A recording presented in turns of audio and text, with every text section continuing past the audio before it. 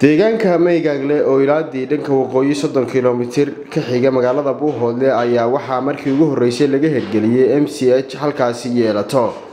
waxaana MCH kaasi dhawaan dhagax dhigay Sheekh Cabdilaahi Jaamac Haruun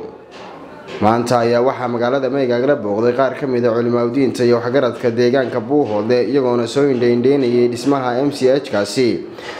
waxaana culimadaasi hogaaminayay Sheekh Cabdilaahi Jaamac Haruun oo isagu MCH kaasi ka hirgeliyay deegaankaasi Meygaagle ugu horreynna waxaa halkaas ka hadlay Sheekh Cabdilaahi Jaamac Haruun oo walaalaha islaamka ka dalbaday inay ka soo qayb qaataan dhamaystirka MCH kaasi waxaan joognaa magaalada Meygaagle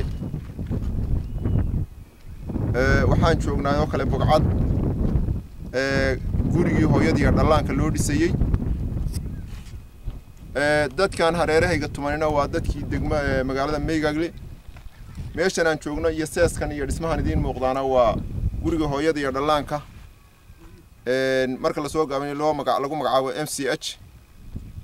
saa u jeedaan wuu seesan yahay filimka kan ka horeeyay waynu ka cag dhignay maantana seeskii baa ku dhan 3 qol iyo suuligii ba seesan ilaah waa mahad iska leh mar labaadna ilaah waa mahad leh mahadda saddexaad waxa iska leh dadka walaalaha ah ee arintan ka qayb qaatay sida dadweynaha reer Meygaagle iyo dadka jahaliyada Soomaaliyeed ee degan wadanka Australia gaar ahaan galbeedka magaalada Perth oo ay naga soo gaadhay lacagta intaas aan ku sees dhignay oo $850 ahayd lacagtii aad noo soo dirteen wayna soo gaadhay gudida uu Maxamed Aadan ka jeermaanka yahay $850 bay ahayd seeska aad arkaysaan baan ku dhignay iyo wixii warbaahinta idin ka soo gaadhay waxaan ugu baaqaynaa walaalaha markii hore ka qayb qaatay ee reer Perth iyo jahaliyada inteeda kale ama America ha joogto ama Asia ha joogto ama Africa ha joogto ama Australia ha joogtee bogcadan aan joogna waa bogcad muhiim ah bulshada Meygaagle degan ama bulshada Soomaaliyeedna muhiim ah baahida ay u qabaana baahi la soo koobi kara maaha 40 kiiloomitir baa ay u soo jirtaa meesha qof irbad lagaga mudi karo ama kaartibin uu ka heli karo mujtamaca cadadka lihina waa ku nool yahay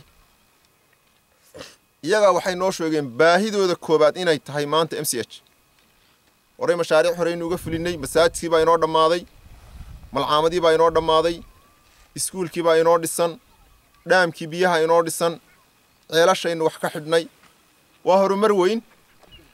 iminka meesha aan taaganay sidii ugu hadalka ugu horeeyay Cabdilaahi ee uu u sheegay MCH ka iyo hawlaha ururka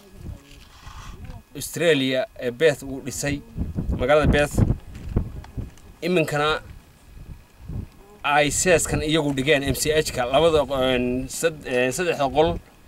bulshadeenu sida la wada og yahay waxa jira waxa la yaab boqolkiiba 10 dadyowga eeriyadan ku nool dhimashada waxyaabaha dhimashada keenta ee hooyada iyo dhallaanku waa daryeel la'aan caafimaad haddii aan la helin daryeel caafimaadna waxa weeye bulshadu had iyo gooraale hoos u dhac badan iyo dhibaatooyin fara badan yaa ku yimaada marka qoliyaha hore uga qayb qaatay iyo kuwa imika arkayaba waxaan u soo jeedinaynaa ama aan ku codsanaynaa walaalaha iyagaas inay sida ugu dhaqsaha badan ay jawaab degdeg ah uga soo bixiyaan arrinta dhamaystirkeeda Cabdicasiis Aadan Jaamac Kalson TV Buuhoodle